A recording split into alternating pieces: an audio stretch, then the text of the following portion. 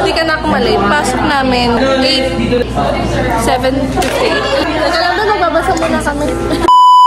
Hindi de facto. Tama po ba? Totoo naman. Bakit?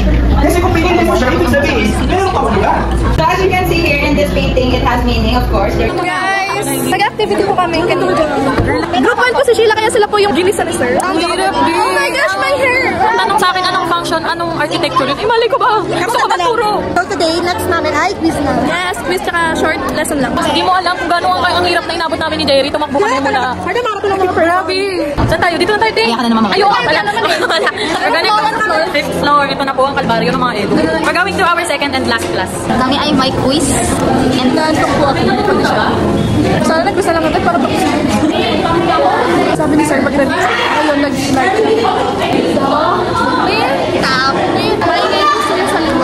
sabi mag-review. Anong ginagawa? Sabi mag-review.